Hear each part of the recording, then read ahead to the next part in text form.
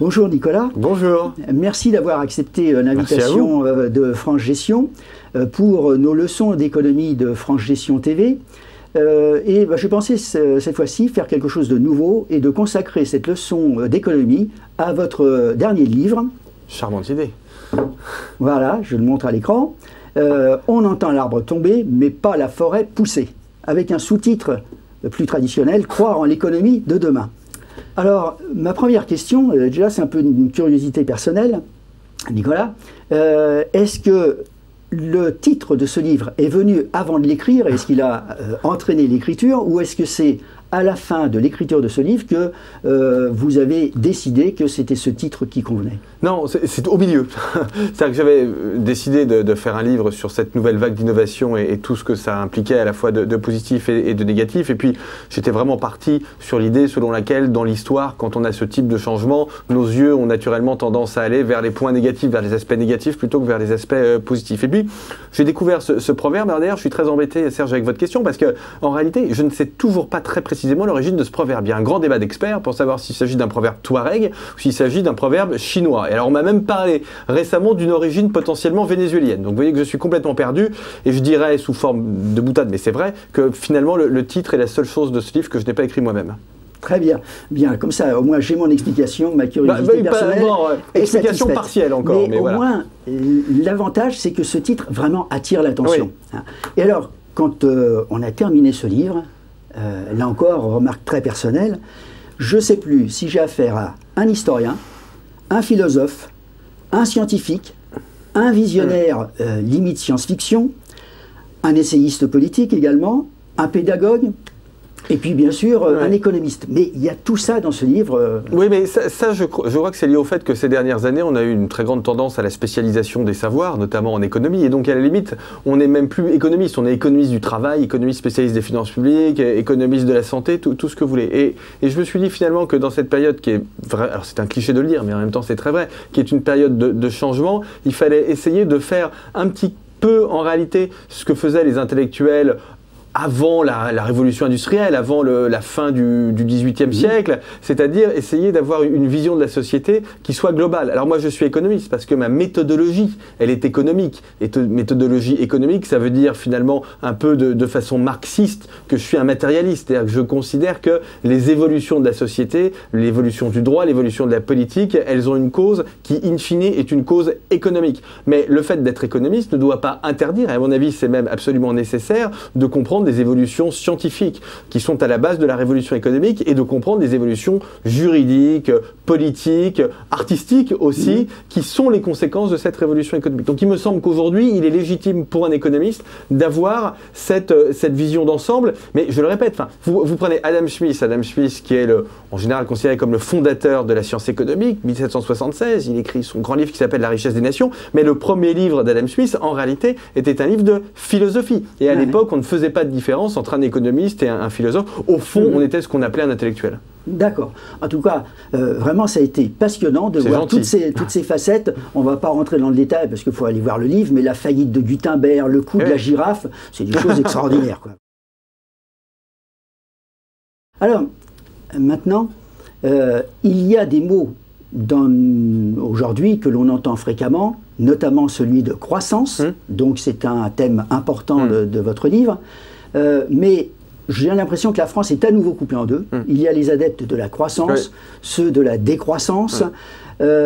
Finalement, j'ai l'impression que vous êtes plutôt favorable à la croissance, mais alors en quoi les partisans de la décroissance auraient-ils tort?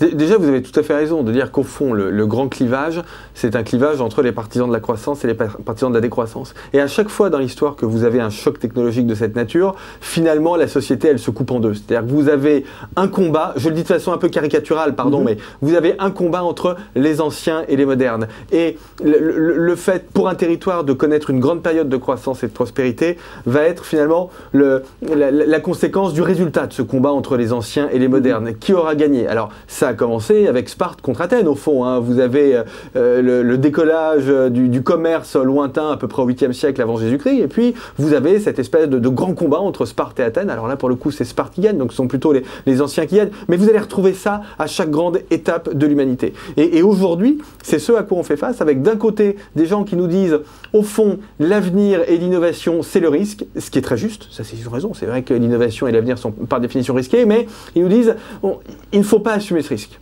C'est-à-dire que les nanotechnologies, l'intelligence artificielle, certaines nouvelles formes de production d'énergie, on ne veut pas prendre des risques qui sont des risques inconnus. Et donc, on va plutôt essayer de faire le chemin inverse. C'est quelque chose qui a toujours existé. Vous avez à la Renaissance des gens qui vous disaient non, la Terre était plate et en tout cas, il fallait continuer de faire comme si la Terre était plate. Et quelle idée, cette espèce de Magellan qui, en 1512, va essayer de partir au bout du monde pour montrer que la Terre est ronde. Il ne faut pas se lancer là-dedans. Donc aujourd'hui, vous avez le même type de débat entre partisans de la décroissance, mais je ne les critique pas, si vous voulez. Moi, j'ai de très bons amis qui sont partisans de la décroissance. Simplement, je pense qu'ils font une erreur historique. Ils ne voient pas qu'en économie, ce qui est possible finit par advenir. Quand vous avez des possibilités technologiques, elles finissent par avoir des impacts sur le reste de la société. Donc on n'arrêtera pas. Allez, je vais prendre un exemple qui est dans l'actualité, qui est très polémique en France. Les OGM, les organismes génétiquement modifiés. On ne les arrêtera pas. Vous pouvez être contre, mais on ne les arrêtera pas. Tout ce qui est biotechnologie dans le domaine du vivant, je consacre une partie du livre à la question de l'immortalité, alors c'est peut-être un peu excessif, mais de l'allongement très fort de la durée de vie grâce à des innovations comme les cellules souches, par exemple, ou les manipulations génétiques. Vous ne l'arrêterez pas. Vous n'arrêterez pas les manipulations génétiques. Vous pouvez toujours les interdire. En France, on a interdit l'imprimerie pendant 15 ans, hein, après Gutenberg, parce qu'on se disait, Gutenberg, Gutenberg, il va pouvoir faire des livres à grande échelle, et il va publier des âneries, et les gens vont lire des âneries, etc. Bon, et évidemment, ça n'a pas arrêté l'imprimerie. Donc, le combat de la décroissance, il est toujours perdu.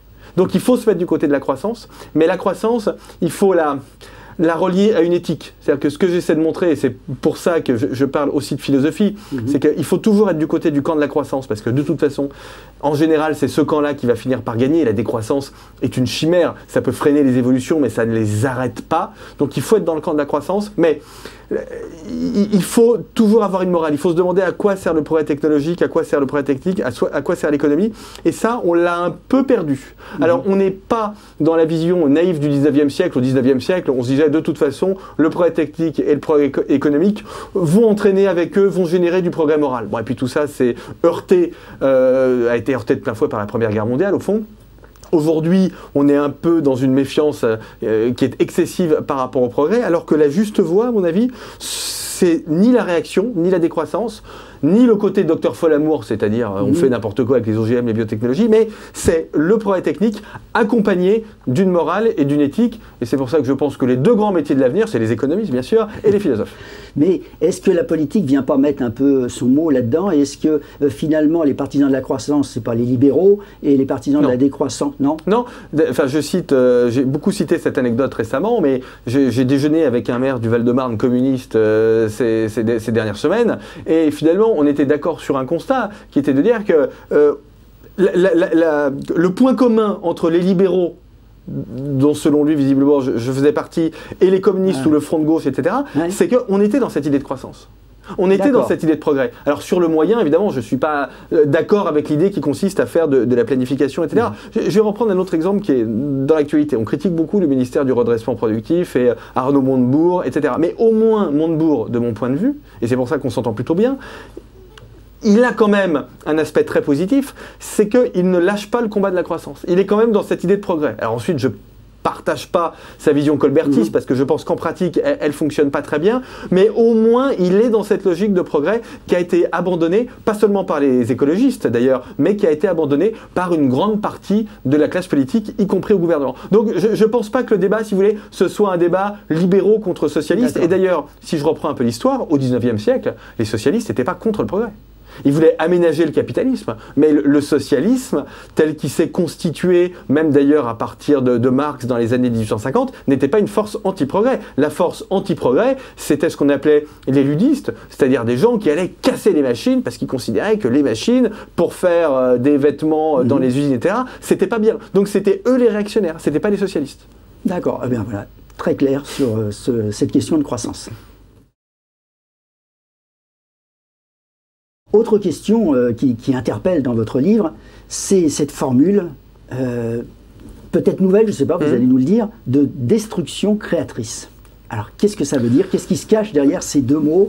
Est-ce que c'est une expression nouvelle d'ailleurs? Non, c'est une expression qui a été conceptualisée par un des plus grands économistes du XXe siècle, et même d'ailleurs le plus grand économiste en règle générale, qui s'appelait Schumpeter, qui était autrichien, donc on est dans les années 1920. Et ce que nous dit Schumpeter, Schumpeter pointe un paradoxe. Il pointe le grand paradoxe de l'économie capitaliste. C'est-à-dire qu'il nous dit, les gens veulent de la croissance, ou plus exactement, ils veulent le résultat de la croissance. Les gens veulent des salaires qui augmentent, ils veulent de l'emploi, ils veulent des impôts qui baissent, etc. Donc ils veulent tout ça, c'est le résultat de la croissance. Mais la croissance, pour l'essentiel, pour les 2/3, c'est de l'innovation. Et l'innovation, ce ne sont pas comme ça de nouveaux produits ou de nouveaux services qui arrivent dans l'économie. Ce sont de nouveaux produits ou de nouveaux services ou de nouvelles façons de faire du commerce ou de la distribution qui viennent remplacer, se substituer à d'anciens produits, à d'anciens services, à d'anciennes façons de faire de l'économie. Et donc c'est un phénomène de destruction créatrice. La croissance, c'est une nouvelle économie qui remplace une ancienne économie. Et bien souvent, ce sont de nouvelles organisations, de nouvelles entreprises par exemple, qui viennent remplacer d'anciennes organisations et d'anciennes entreprises. Et c'est ça le phénomène de destruction créatrice. C'est ça le paradoxe. C'est que les gens veulent le progrès économique, mais souvent ils ne veulent pas accepter l'aspect destruction de la croissance économique. L'aspect destruction, qu'est-ce que c'est? C'est Kodak. Alors Kodak, c'est encore plus ironique parce que c'est Kodak. C'est un ingénieur de Kodak qui a trouvé le mécanisme de l'appareil photo numérique et qui a tué son entreprise. C'est Kodak elle-même qui s'est suicidée, en quelque sorte. Mais aujourd'hui, vous trouvez plein d'exemples de destruction créatrice, c'est-à-dire d'entreprises qui sont sur le point de périr en raison de la croissance, économique. Exemple historique, alors j'en prends deux très rapidement, mais la belle époque, 1895, vous avez l'électricité qui arrive dans la maison. Mauvaise affaire pour les marchandds de chandelles. C'est caricatural, mais vous n'avez pas d'exemple d'un marchand de chandelles qui se soit recyclé dans des ampoules électriques. Exemple que vous avez esquissé tout à l'heure, Serge, Gutenberg, l'imprimerie, très mauvaise affaire pour les copieurs, les relieurs et les enlumineurs, qui ont tous disparu et qui, au passage, pour l'anecdote, étaient des salariés de l'Église, qui était un lobby puissant à l'époque. Très bien. Voilà, ça au moins c'est clair aussi, parce que destruction créatrice, c'est vrai, ça interpelle. Je crois que là, on a bien compris cette... Parce qu'on ne voit que le côté rose de l'innovation. Et l'innovation est nécessaire, mais l'innovation, elle détruit l'économie. Absolument. Elle crée une nouvelle économie, mais elle détruit l'ancienne économie. Passage obligatoire. Exactement, passage obligé. Alors, toujours dans les formules, vous parlez de TMU. Ah oui. Alors ça, c'est technocratique, comme TMU, les technologies multi-usages. On dit souvent aujourd'hui, on est au début d'une nouvelle révolution industrielle. Et puis, finalement, derrière ce terme, il n'y a rien de très précis pour l'opinion publique. Pourtant, pour les économistes, une révolution industrielle, ça correspond à un passage de l'histoire extrêmement précis. C'est un passage de l'histoire où on voit apparaître une TMU, donc, c'est-à-dire une technologie multi-usage. Autrement dit, une technologie qui va avoir des effets, non pas seulement dans un secteur, mais dans l'ensemble de l'économie.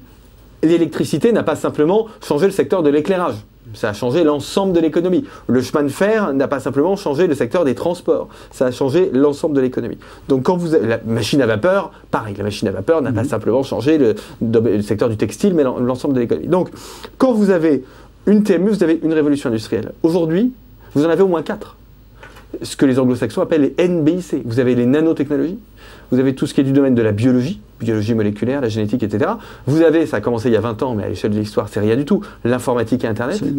Et puis vous avez le cognito, l'intelligence artificielle. J'en ajouterai une 5e, qui est la révolution des énergies renouvelables. On est au début parce que les énergies renouvelables ne sont pas encore tout à fait au point, mais je pense quand même qu'on va aller vers des sauts technologiques dans ce domaine des énergies renouvelables à partir du moment où on aura fait des progrès, notamment dans le domaine du stockage de l'énergie. Donc, on a minimum 4 révolutions industrielles. Ça veut dire qu'on aura 4 fois plus de destruction créatrice, 4 fois plus de changements qu'au 19e siècle, qu'à la belle époque, qu'à la fin de l'Ancien Régime. Donc ça nous promet un avenir qui sera un avenir extraordinaire, absolument passionnant. Mais alors, pour les organisations qui ont du mal à changer, elles, évidemment, risquent leur peau. Parce que ce cycle technologique majeur, qui s'accompagne en plus, comme à chaque fois, d'un déplacement du barycentre de l'économie mondiale, là, de l'Occident vers l'Orient, très clairement, si vous n'êtes pas en capacité de vous adapter, vous risquez d'être en très grande difficulté. Alors, tout en restant dans ces TMU, et puis j'allais poser la question des NBIC, juste une question. Vous nous dites un mot sur les nanotechnologies, parce que je crois qu'on en parle beaucoup, vous le développez. Juste quelques mots pour nous faire rêver, puisque c'est cette partie-là que j'appelle scientifique et voire science-fiction. Les nanotechnologies, enfin, pour construire quelque chose jusqu'alors, vous partiez d'un bloc de pierre et puis vous fabriquiez quelque chose. Vous partiez d'un bloc de quelque chose et vous alliez finalement du gros vers le petit. Les nanotechnologies, ça veut dire que vous partez du petit pour aller vers le gros. Vous partez de l'atome. Vous faites un assemblage atome par atome. Et ce qui est extraordinaire quand vous travaillez au niveau de l'atome, c'est que les propriétés de la matière changent. Vous n'avez pas les mêmes propriétés. Donc vous pouvez construire, par exemple, des panneaux solaires qui ont des propriétés qui sont tout à fait extraordinaires, qui vont avoir une capacité d'absorption de la chaleur qui n'a rien à voir avec la fabrication d'un panneau solaire lambda si vous partiez du haut, du gros pour aller vers le petit. Moi je fais beaucoup de sport, on a déjà beaucoup de nanotechnologies dans les vêtements sportifs qui vont par exemple aspirer la transpiration ou aspirer les mauvaises odeurs. Donc les applications sont absolument colossales. Alors souvent on me dit les nanotechnologies ou la biologie moléculaire, etc., pour l'instant on ne le voit pas. Mais on ne le voit pas, je pense, parce qu'on en est au début. Parce qu'on est au tout début de cette révolution technologique. De la même façon qu'en 1840, vous lisez l'éducation sentimentale de Flaubert, le chemin de fer existait, mais il ne vous parle pas de chemin de fer. L'histoire, elle se passe plutôt sur des bateaux à vapeur. Parce que c'est le début. Ce qui est passionnant dans notre affaire, c'est d'essayer de se projeter sur le chemin qu'on va parcourir, mais pas ces 5 prochaines années. C'est une affaire qui va nous occuper, je pense, pendant 15 ou 20 ans. Mais on en est au début. Donc évidemment, aujourd'hui, on est encore dans un mécanisme de tâtonnement, d'essais et d'erreurs. Et ça, il faut l'accepter, il faut l'assumer. Je ne souhaite pas dire ma dernière question, mais il y a quelque chose qui m'interpelle et j'ai l'impression que ça va peut-être être le sujet de votre prochain livre, parce que j'ai compris qu'avec toutes ces nouveautés, toutes ces révolutions techniques, il va y avoir une période très difficile à passer. Voilà. Et ça, j'ai l'impression que vous l'avez occulté, vous allez peut-être y revenir, parce que je m'interroge. On parle de 130 000, 160 000, on ne sait jamais, jeunes qui sortent de l'école sans savoir lire, sans savoir compter. Il y a des gens qui ont un métier aujourd'hui, mais qu'on ne peut pas orienter sur d'autres métiers. Comment le pays peut-il vivre pendant au moins 10 à 15 ans? Parce que j'ai compris que c'était à peu près au moins. Comment peut-on vivre en attendant le résultat positif de ces révolutions? Comment un pays peut-il vivre? Comment les gens peuvent-ils s'entendre? Parce qu'on a l'impression que là, il va y avoir, alors que de fracture sociale, ce sera une vraie fracture sociale, je pense. Bon, la question que vous posez, à mon avis, est la question essentielle pour nos sociétés ces 15 ou 20 prochaines années. Quand vous êtes dans ce type de contexte de mutation technologique, la société, elle se sépare en 3 blocs. Vous avez un bloc, ceux que les sociologues américains appellent les manipulateurs de symboles. Ça dit bien ce que ça veut dire, c'est-à-dire ceux qui sont capables non seulement d'utiliser ces nouvelles technologies, mais d'en faire des produits marchands qu'ils vont vendre dans le monde entier. Eux, ce sont ceux qui s'enrichissent le plus rapidement, qui deviennent très riches, etc. Vous avez le milieu de la société qui est capable de comprendre ce qui est en train de se passer, éventuellement d'utiliser, d'être consommateur de nouvelles technologies, mais qui n'est pas capable d'être un manipulateur de symboles. Donc eux, leur situation stagne. Et puis vous avez toute une partie de la population qui décroche. Parce que vous avez toute une partie de la population qui n'est pas capable, qui n'a pas eu la chance d'avoir des parents ou qui n'a pas évolué dans un substrat culturel qui lui permet de comprendre ce qui est en train de se passer. Donc elle décroche complètement. Par rapport à cette partie de la population qui est la plus problématique pour nous et qui représente peut-être 10 ou 15% de la population française, donc c'est très important, c'est très important. Vous avez 2 types d'ajustements, vous avez deux types de formules pour essayer de les raccrocher à la société. Un effort de formation absolument massif, de requalification absolument massif. Alors là, on est vraiment là dans l'actualité la plus immédiate. C'est la réforme de la formation. Qu'est-ce qu'on fait comme réforme de la formation professionnelle? Donc là, c'est ce à quoi le gouvernement, à juste titre, essaie de s'atteler. Et vous avez une deuxième réponse qui est moins satisfaisante, mais qu'il faut quand même mettre sur la table, qui est, finalement, peut-être nos sociétés doivent-elles assumer le fait de faire de l'assistance, de pratiquer de l'assistance bien comprise, intelligente, mais par rapport à une partie de la société, ça coûte cher, mais en même temps, notre contrat social en France, c'est de ne pas laisser les gens crever de faim. Donc il y a un moment où il faut peut-être aussi être capable d'assumer ça. Alors, le danger dans notre affaire, c'est de se dire, puisque cette mutation, cette transition, elle va être extrêmement pénible, au fond, il ne faut pas la faire. il faut rester comme avant. Ça, c'est le grand danger. C'est le grand danger. C'est le grand écueil. Et donc, je crois que c'est pour ça que je disais que cette question est essentielle. Parce que si on arrive à réduire le coût de cette transition, à faire cet effort de formation, et puis si on essaie de se dire, dans 15 ans, ces gens-là vont être réintégrés par l'économie. Parce qu'on va construire une nouvelle économie qui sera très intégratrice pour eux. C'est pas vrai là, c'est pas vrai tout de suite, c'est pas vrai pendant la transition. Mais ce sera vrai pendant 15 ou 20 ans. Il faut faire cette pédagogie-là pour dire, on y va quand même, on regarde, on investit plutôt sur la forêt qui pousse, plutôt qu'essayer de se mettre sous l'arbre qui tombe pour l'empêcher de tomber, mais on n'y arrivera pas.